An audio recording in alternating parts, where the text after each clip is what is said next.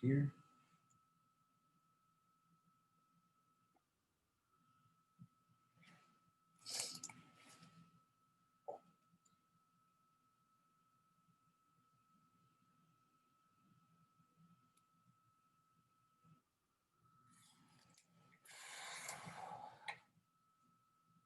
Good morning. Hello.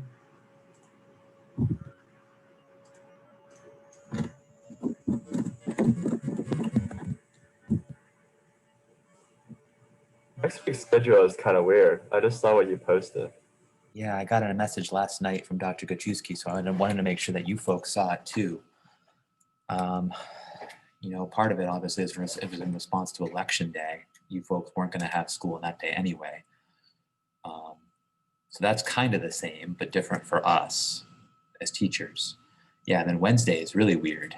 I'm concerned about what that's going to look like for you all, having all of your classes and having 40 minutes of work per class. I don't think we're going to do that. Maybe 20 minutes tops. Otherwise, you're going to be working, staring at a screen all day long. Oh wait, never mind. C is just like the thing where you have all 8 classes. Yeah, so Monday is like any Monday. And then Tuesday, nobody meets. No work to do. So I guess you could have teachers who like assign work for Wednesday, but post it on Tuesday, and then you just divvy it up over 2 days. But I don't know. I would love to know what you and now that Nava and Phoebe and who else is joining us. Looks like Sophie's here too. You know, sometimes I get this overwhelming sense that we as adults, we as teachers are doing what we've always done for our courses, even in the midst of a global viral pandemic, and that we're kind of hammering you folks with work. Is that even close to your experience? Personally for me, yeah. Some of my teachers, I feel like, fail to recognize that with us being home, there's such a lack of motivation that it's hard to keep up with the same amount of work, but they haven't changed their course load at all.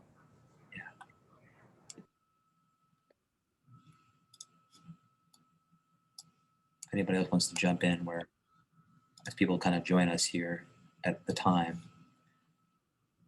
Larry had shared that I had shared kind of the updated plan for next week, both through Remind and on a Google Classroom post.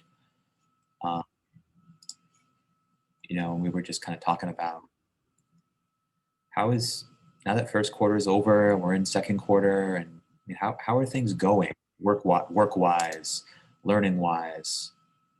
Is there anything that you'd like to share? Is it too much? Is it not enough? Is it just right?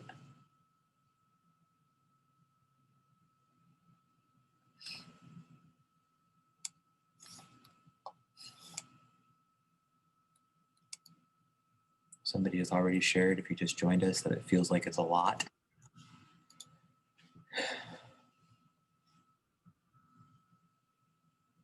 Heck, even if you want to just tell me. Oh, sorry, go ahead.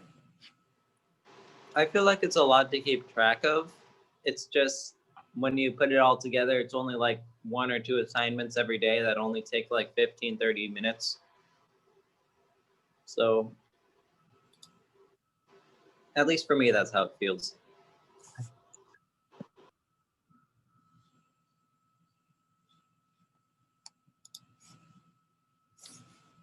Sorry, I'm trying to monitor all the different places where you folks might post.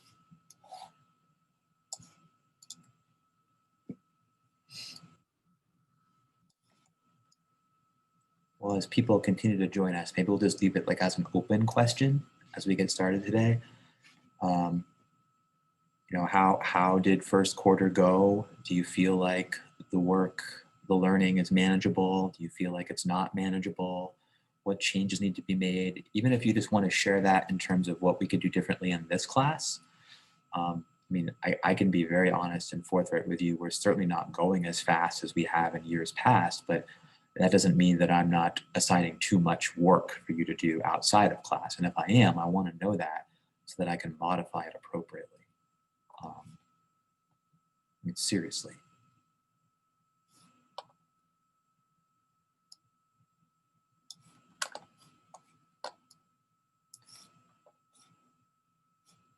those people who just joined us get onto the Pear Deck slides. We're actually going to be jumping in between 2 different sets of Pear Deck slides so that we can access what you started working on Tuesday. So we'll start here and then bounce to another one in a minute.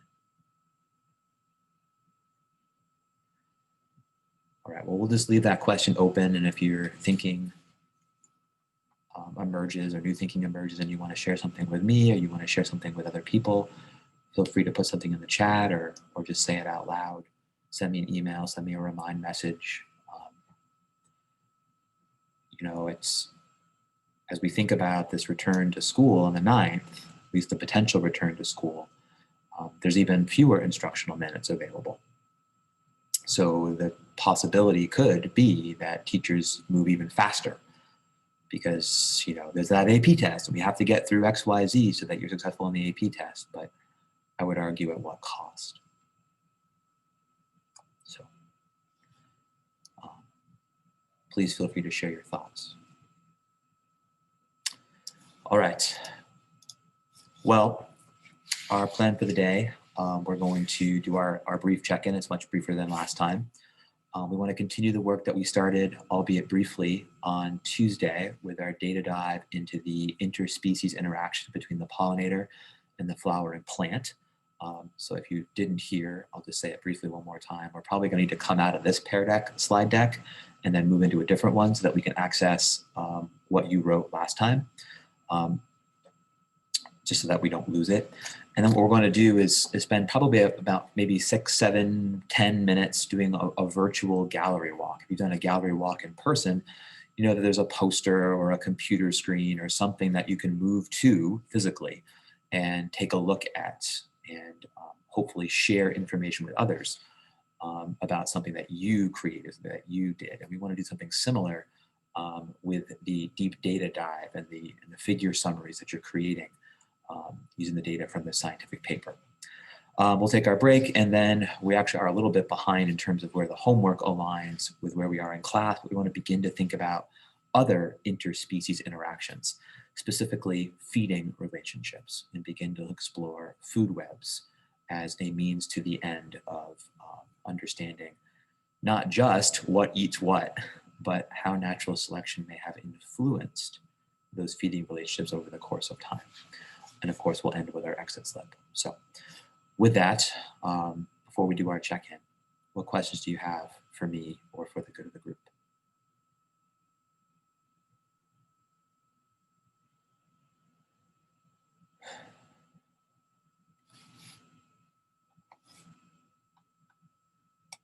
I hope you're doing okay. And if you're not, that's okay too. This is really, really hard for me.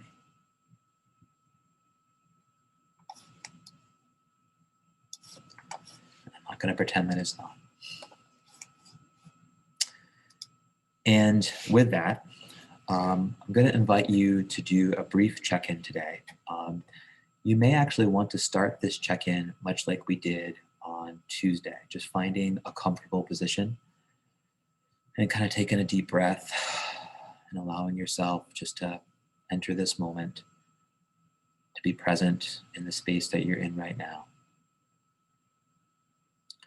And if you like, you can even touch your heart, make physical contact with your body. And unlike last time when we were trying to notice a sensation, whether it was pleasant or unpleasant inside of our bodies, this morning what we want to try to do is notice what words are popping into our minds. Can you assign words to how you're feeling right now?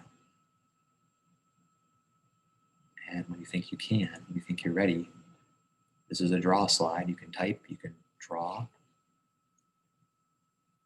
What words would you describe how you're feeling right now?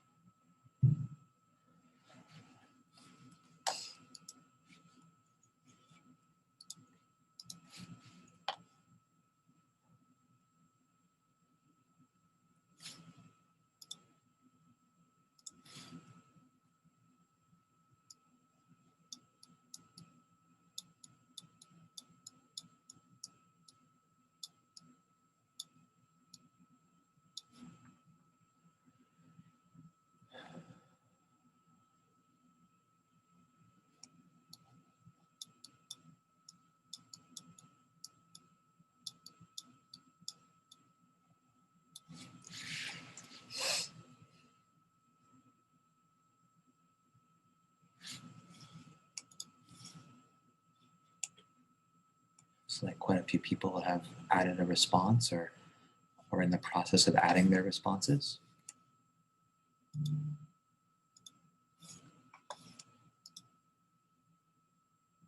Let's see. That won't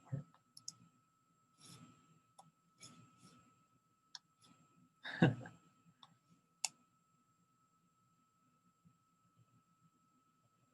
Double tired.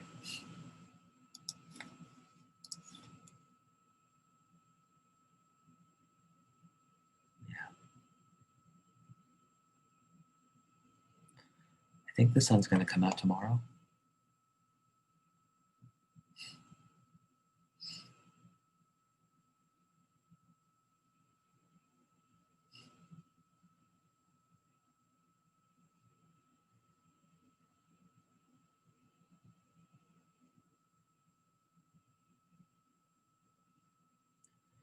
A lot of tired,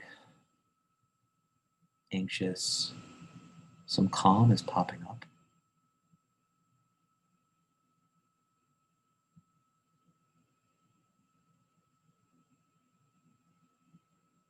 Tired, anxious. Hope you can see what I'm seeing.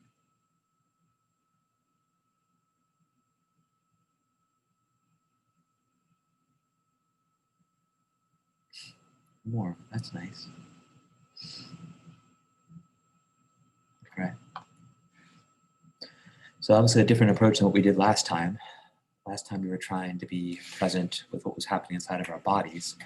Really today, we were trying to be present with what's happening inside of our minds and naming it, just like we did last time. So we're noticing, we're naming, and I would once again invite you to then be kind to yourself. Take care of yourselves. Because really, sometimes that's the only thing that you can't control. So thank you for your willingness to share. All right, so this is probably the point where we need to drop out of this Pear Deck slide deck and actually bring up the one that you were working on last time. So if you give me a second to do that.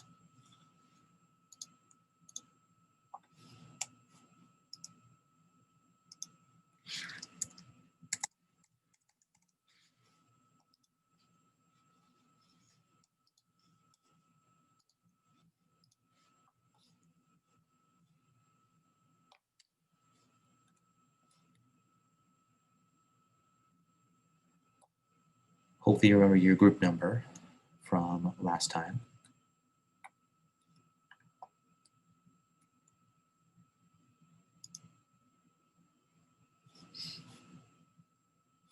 Almost there.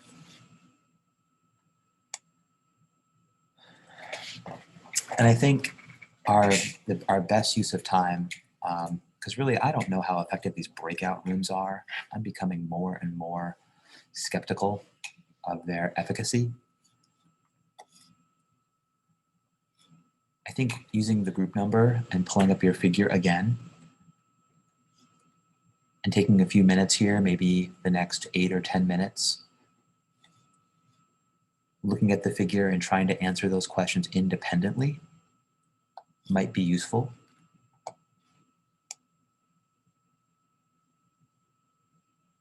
what do you think about that?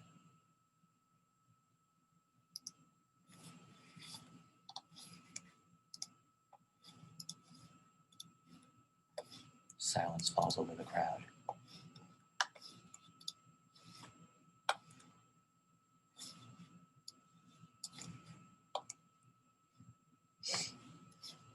So this is should be the same class code that we used on Tuesday. This will give you access to the information that you entered into the slides on Tuesday.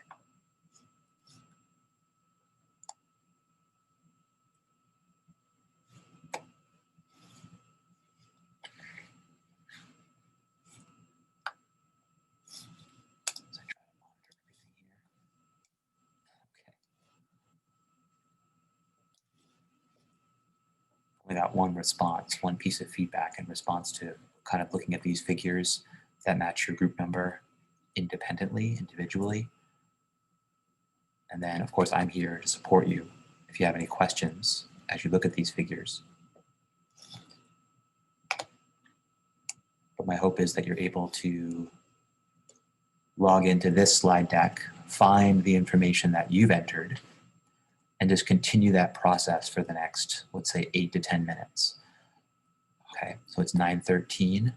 I'll check in with you right around 9:20, 9:21, see how things are going.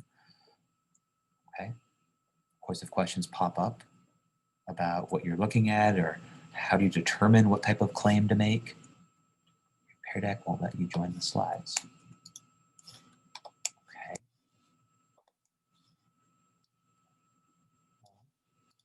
We've got most of the people. Let's see here.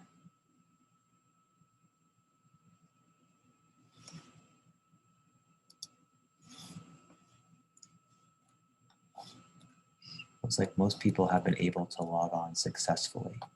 So it's just joinpd.com, and then this is the code that we used on Tuesday to access the information. It won't let you move the slides. It's probably because you are not yet in student mode, but now you are.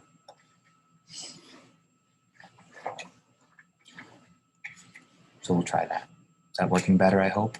Now you're in student mode, you can move around, find, of course, your group number that matches your figure, hopefully find the slide that you began to enter information on, and just continue that process, or maybe start that process if you didn't get a chance to do it. Wonderful.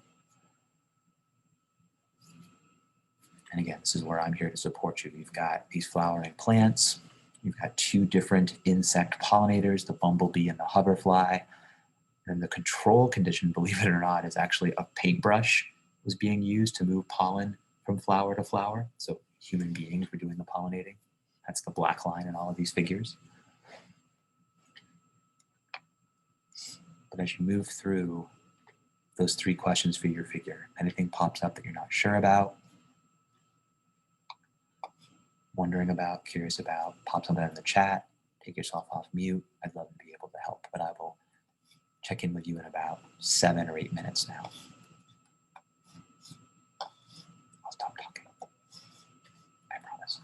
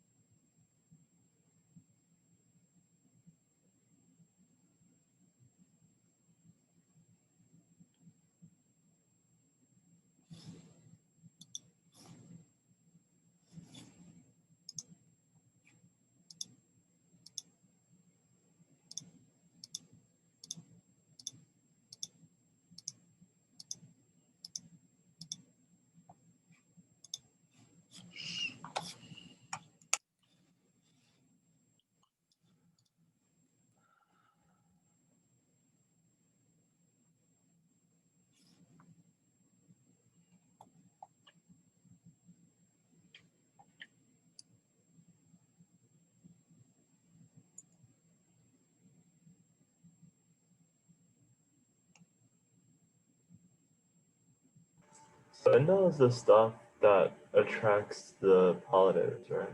Or some pollinators. Well, way to rephrase. Yes, yeah. So imagine that it's a chemical that the plants are producing, and yeah, it's obviously attracting some pollinators more so than others.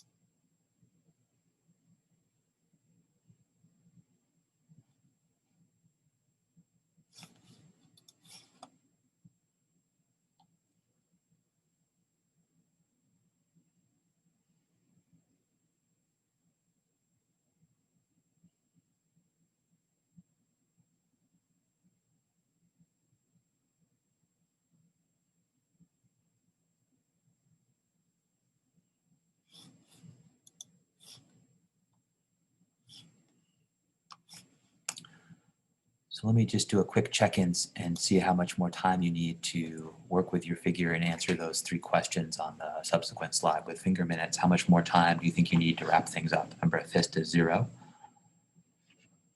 You can put something in the chat if you can't turn your camera on. But if I don't hear from you, I'm going to assume that it's 0.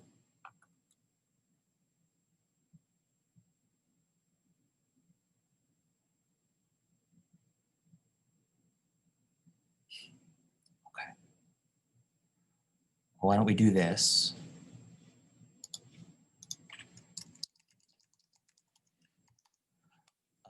It's 9:23.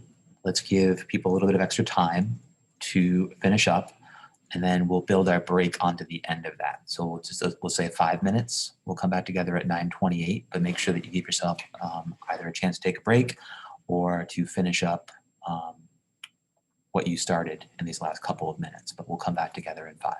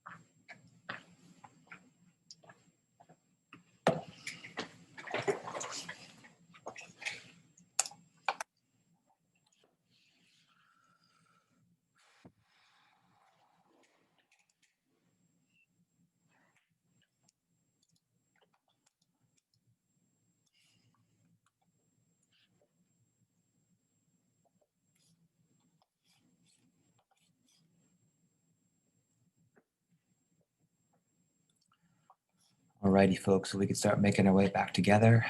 I'm hoping you had a chance to give yourself a break, move your bodies a bit.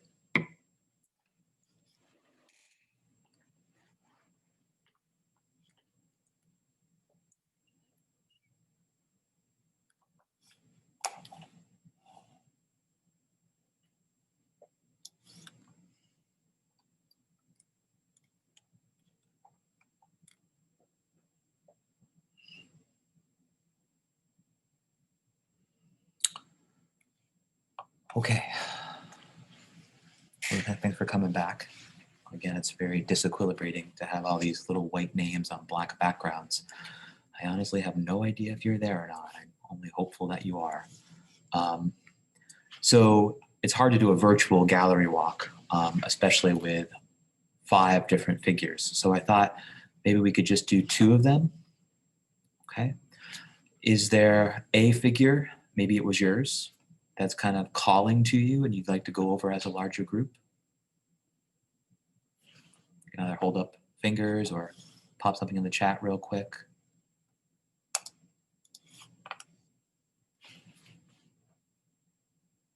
I have 1 vote. Oh, 2 votes for the same one.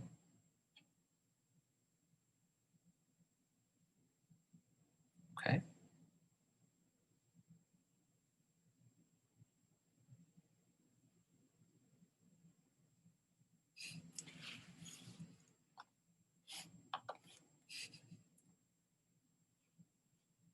Kind of a mixed bag. Got some 2s, some 3s, some 4s.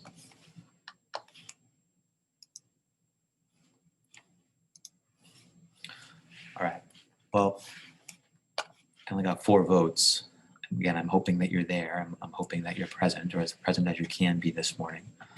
So why don't we look at number 2, and then maybe actually 3 or 4 are pretty similar to each other because they both deal with a chemical that's being released. So these plants are super cool. Brassicas, if you're not aware of them, are the genus that also includes like cauliflower and broccoli and cabbage. So this type of plant that's being studied, there's a picture of it, of course, in the upper right-hand corner. It's a variety of a plant that you've probably eaten at some point in your life. This variety is useful in biology labs because it actually reproduces very quickly. It completes a life cycle in about 30 days. So when you see 9 generations here on the bottom, we're still talking about an experiment that took about 9 months to complete, probably closer to a year once all the data was collected and analyzed. Gone are the days of 30-minute labs, right? So in this experiment, it's really interesting, right? You've got 2 different types of pollinators. You've got the bumblebee and then this hoverfly, which you can just think of as kind of like a housefly. But you also have this black line, and that's the control. And if you didn't pick up on the control and how it's being utilized in these experiments, it's actually a scientist coming in with a paintbrush and transferring pollen from plant to plant. These plants, you may have noticed up top, are self-incompatible, so they can't reproduce with themselves.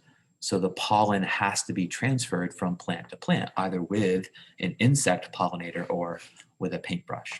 So anywhere you see a black line, that's your control. That's your paintbrush pollen transfer control. So what's really interesting about this experiment is the blue line, right? Those are the bumblebees. And the green line, those are the hoverflies. And all of our data points at each generation represent averages, because lots of plants that were being studied, plus or minus the standard error of the mean. So we're actually able to not only plot average values, but look to see if there's any significant differences across time as we look at these 3 different ways to pollinate this particular type of plant. And what we see pretty quickly is that with the pollinator line, let me pull my pen up here real quick. With the pollinator line, there really isn't a significant difference, right? Those error bars are going to overlap for every generation that was studied, okay? Or they're going to come really close to overlapping if they don't, which isn't really surprising, right? If I'm hand pollinating, I'm physically moving the pollen, I'm ensuring that the pollen's going to be transferred effectively. But when the insects come into play, it looks like the insects right, depending on whether the bumblebees or the hoverflies, are actually leading to a change in the population of the plants, right? That in the case of the bumblebees, by the time you get to generation 9, we're actually producing fewer seeds per fruit, which is weird when we think about like broccoli and cauliflower and cabbage, like fruit. They're not apples, they're not cherries, they're not grapes, they're not producing fruit. Well, that's because those vegetables that you buy at the grocery store, you never actually get a chance to see them flower and produce seeds. But I can assure you that each of these plants, because I grow them at home, each of these little plants will produce a seed pod of fruit. And inside that seed pod, there might be differing numbers of seeds. One way to wrap your head around this, if you think of a pea pod, that's the fruit of the pea plant, right? Inside that pea pod, there very well might be differing numbers of peas. Each of those individual peas, right, is a new seed that could give rise to a new pea plant. So it's similar. So it looks like in the case of the bumblebee, right, they're actually leading to a change in the population where fewer seeds per fruit are generated by the plant. But in the case of the hoverfly, there appears to be more seeds that are generated. And that those differences are indeed statistically significant, at least in the context of error bar overlap and that error bar representing a single standard error of the mean value. So then you begin to wonder why, right? Why might fewer seeds versus more seeds be beneficial? And then that's where the biology comes into play, right? If the bumblebee is transferring pollen more effectively than the hoverfly is, well, then maybe the plant only needs to produce seed pods with fewer seeds because those seeds are of higher quality. But then the opposite could be true for the hoverfly, right? The plant needs to produce more seeds per fruit, more seeds per pod, because some of the seeds that are inside that pod just aren't as healthy as others. So it becomes a law of numbers or a rule of numbers. Produce more seeds with the hope that some of them are going to actually germinate and grow into new plants, versus fewer seeds in that pod that are really healthy and are much more likely to germinate into new plants. It's an interplay. But regardless, the plant population is changing as a result of the interaction with the two independent pollinators. That's a lot of me talking. What questions is this bringing up for you? Please say something if you're unsure, confused, or just curious about this.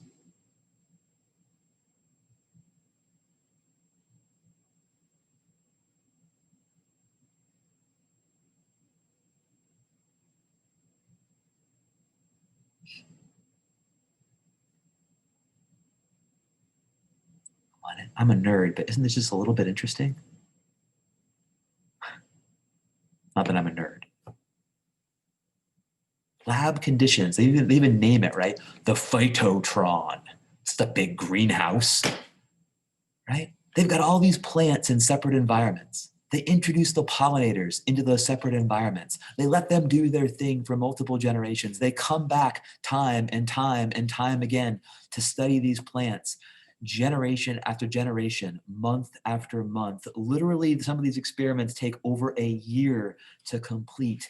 And they notice over the course of time, and not even that much time, right? I mean, a year isn't that long in the grand scheme of things. It seems like a long time for us, right? But not for science experiments.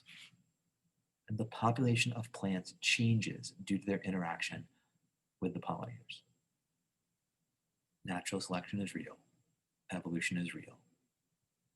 It's an undeniable fact of nature.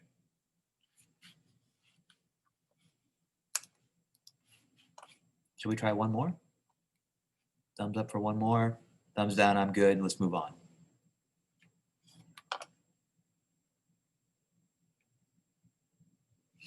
I'm seeing lots of thumbs up.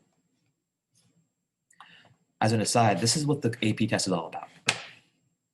You're going to see something you've never seen before, and you're going to have to interpret it. I can't tell you how many times over the years students have said, oh my gosh, I took the test, and we did none of what we did was on it. And I'm like, yeah, that's right. It's not that kind of test. You can't memorize your way through the AP test anymore. You haven't been able to for like 7 years. You used to be able to. Now it's how well can you interpret data? How well can you make sense of something that is unfamiliar to you, but hopefully is connected to a deeper understanding of scientific, of biological concepts, of biological science ideas. All right, well, I didn't have a ton of votes for another one. So why don't we do, since 3 and 4 are pretty similar, let's try number 4. I love number 4. It's crazy. Because it's more than just the number of seeds inside of a seed pod. These plants actually begin to produce more of a particular type of chemical due to their interaction with a particular type of pollinator. So it's a similar experiment, right? Phytotron, giant greenhouse, chambers within that greenhouse. Lots of plants are growing. Insects are introduced. Black line again. That's our hand pollination with the paintbrush. That's our control condition. Okay. In fact, we could even argue what type of control is it, right? Is it a positive control or a negative control?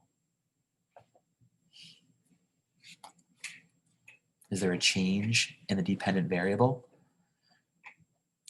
And would we expect there to be a change in the dependent variable if I'm hand pollinating? Thumbs up for positive control, thumbs down for negative control. Do we expect there to be a change in the dependent variable if I'm hand pollinating? Or do we not expect there to be a change in the dependent variable if I'm hand pollinating? Positive control, negative control. What do you think?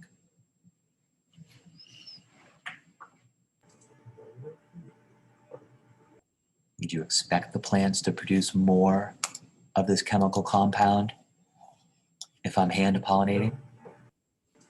We don't respond right away. Sorry? Should it be negative control? Because I don't think we necessarily respond to more pollinators. Unless the human beings and the paintbrush are somehow leading to a response in the flowers in ways that are not shown in the data, this is a negative control. Right? You don't expect the plants to be responding to the presence of the human being, let alone the paintbrush that's being used to hand pollinate.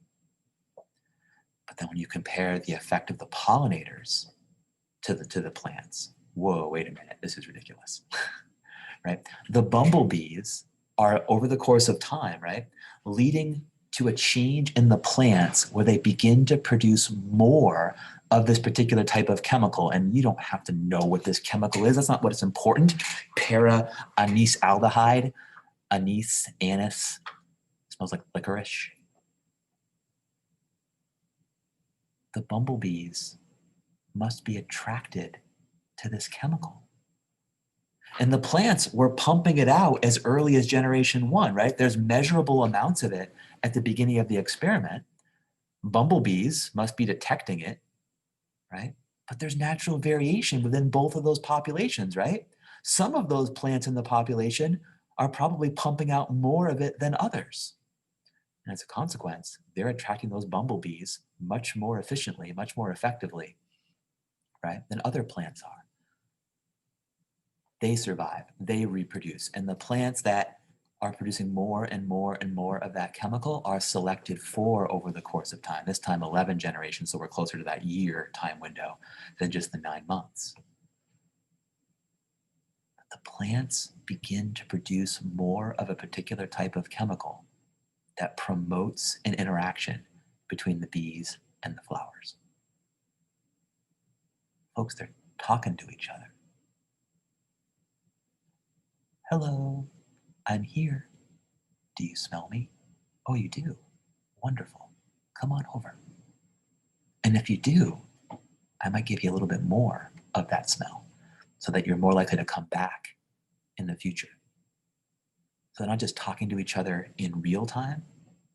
Natural selection is influencing a stronger form of communication with more of that chemical being pumped out into the environment over the course of time. I'm a nerd, but come on. They're talking to each other with chemicals. And then you look at the hoverflies, right? The green line. They're doing the opposite. They're avoiding the plants.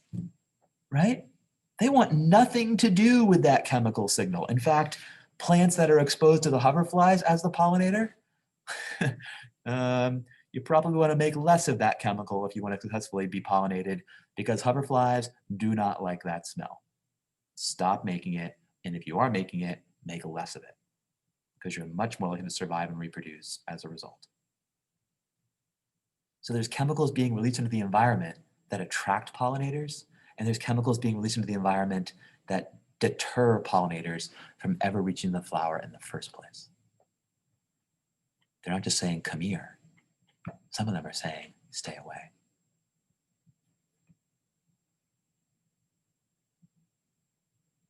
So, come on.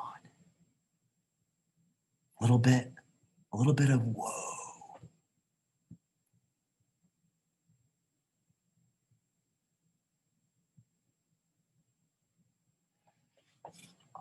Trying to understand this question. Let me just give me a second to read it here.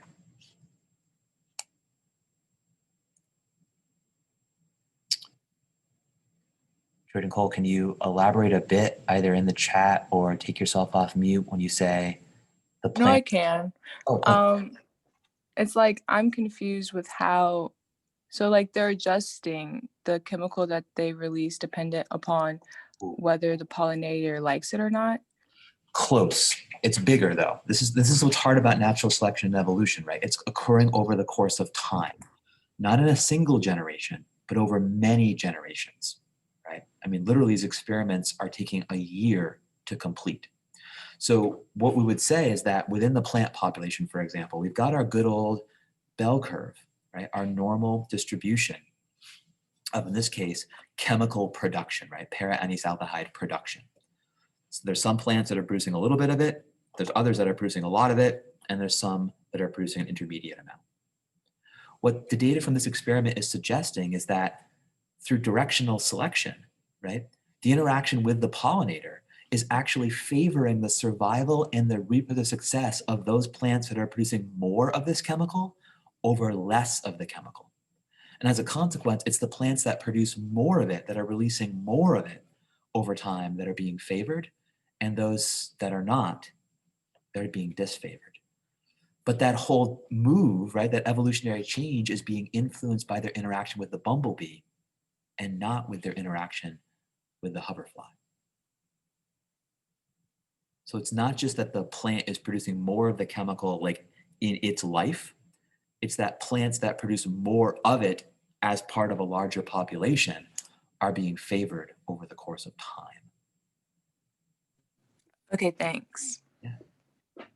I often use the descriptor, you know, because sometimes in middle school, it becomes natural selection and evolution get twisted. And I'll say something to the effect of, the fluffy bunny doesn't grow thicker fur because it gets cold outside. Right? Somehow like the term adaptation, like organisms adapt to their environment, gets twisted into an understanding of evolutionary change, right? The fluffy bunny growing thicker fur, that's not evolving. It's the fluffy bunny that either has thicker fur, that was born with thicker fur, or has the ability to grow thicker fur sometime during its lifetime, perhaps as temperatures change. That fluffy bunny with thicker fur is more likely to survive in those colder temperatures. And if you're surviving, you're probably also a fluffy bunny that's having the sex, and thus you're going to have fluffy bunny babies that are also going to be warmer during those colder time periods. So it's not just a matter of what you do during your lifetime, it's what you're able to do in subsequent generations as you have babies that really matters. And that's what the plants are doing, right? They're not producing more of the chemical during their lifetime. The plants that already have the ability to make more of this chemical are being favored over the course of time. As a consequence, the population is evolving.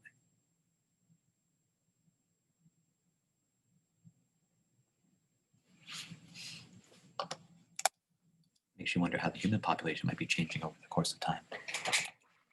Lots of interactions, right?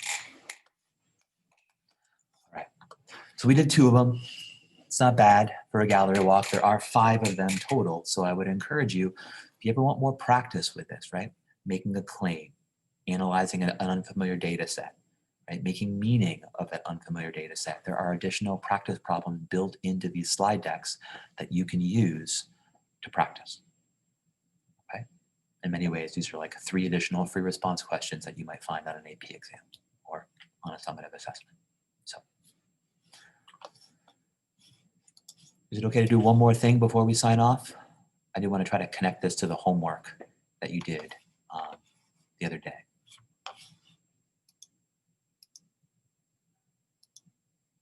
Let's see here. Just scroll ahead. All right. So for some of you, this is going to look familiar, but for others, it's going to look brand new. Let's make sure this works.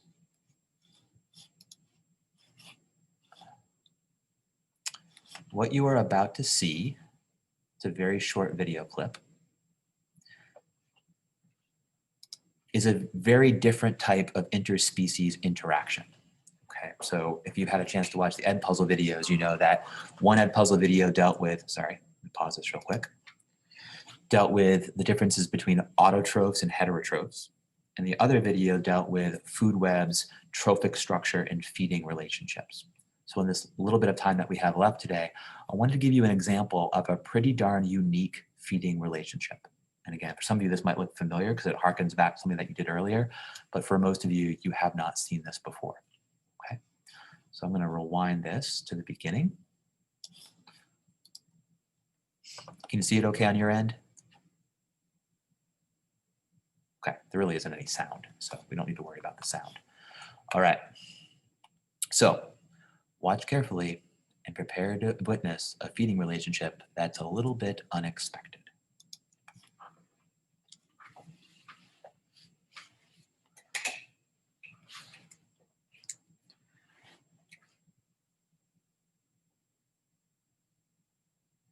Just a run-of-the-mill caterpillar, right?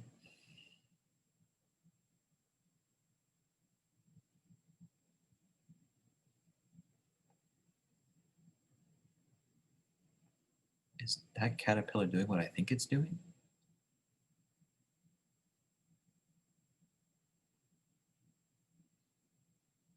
Yep.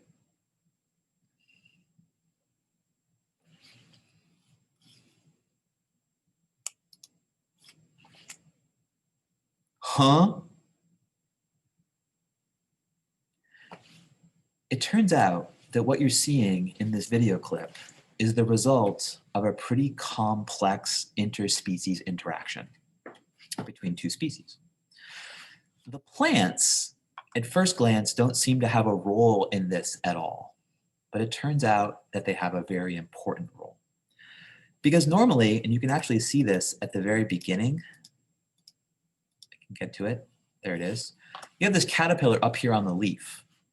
Normally, this caterpillar just chomps on the leaf, and it's an herbivore, right? It's a heterotroph, and it gets all of its nutrients from the plant. But the plant has a unique defense system. As it begins to be eaten, it releases a chemical signal that convinces the caterpillars to stop eating the plant and to begin to eat each other. They become cannibals, which is great for the plant because now I'm not going to be eaten anymore. Not so much for the caterpillars. Now they are definitely being eaten. So it turns out to be a pretty complex ecological interaction. So here is my question for you before you go. If there's no caterpillars present in this system, can you identify either out loud or in the chat which direction energy is moving within the system? No caterpillars, just plants. Where's the energy moving?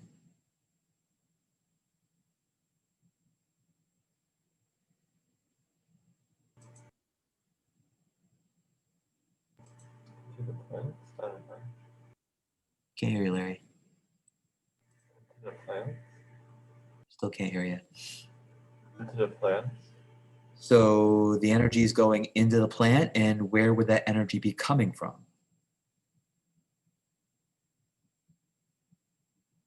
It's an autotroph, right? A self-feeder.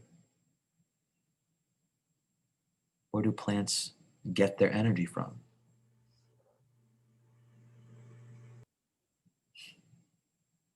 That's the process, right? What's the source? The sun. Right. It's not meant to be a complicated question, right? The light energy from the sun, right, is being used by the plant through photosynthesis to make sugar. Is there any energy being lost by the plant? Is photosynthesis 100% energy efficient? Yes or no? Nope, it's not. So energy is going into the system, into the plants, right? Some of that energy is going to be stored within molecules of the plant, but some of that energy is going to be lost to the surroundings in the form of heat because these energy transfers are nowhere near 100% efficient. So what happens if I add the caterpillar? Now where's the energy moving? Is it still moving from the sun into the plant or from the light source into the plant? Yes or no?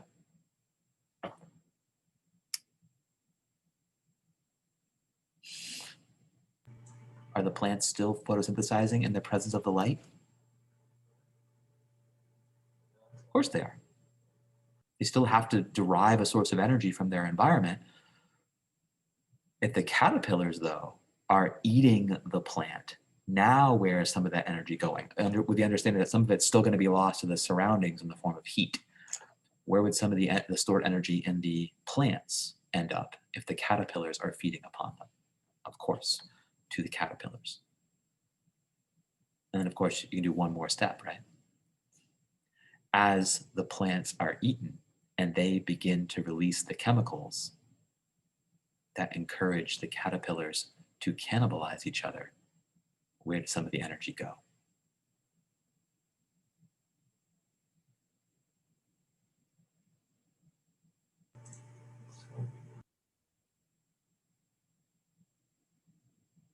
They weren't cannibalistic to begin with. The energy begins to move from caterpillar to caterpillar. So I'm only using this as an example, A, because, oh my gosh, it's super cool. Mind control plants. But two, food webs aren't hard to understand, right? You've been looking at them probably since elementary school. But they can be super complex because of the interactions that are taking place between species within the living system. And that's what this is meant to shine a little bit of light on, right? That because of these interactions, what we think is simple can actually be much more complex as we begin to study it in more detail. Okay, so I want to honor the time that we have left. In fact, I think we're out of time. So if it's okay with you, I'm going to skip the exit slip for today. And gosh, it's Thursday, so I won't see you again until Monday. But we will pick up on food webs and energy transfer more so on Monday morning. I'll see you in a few days. Thank you. Thank you. Have a good day. Goodbye.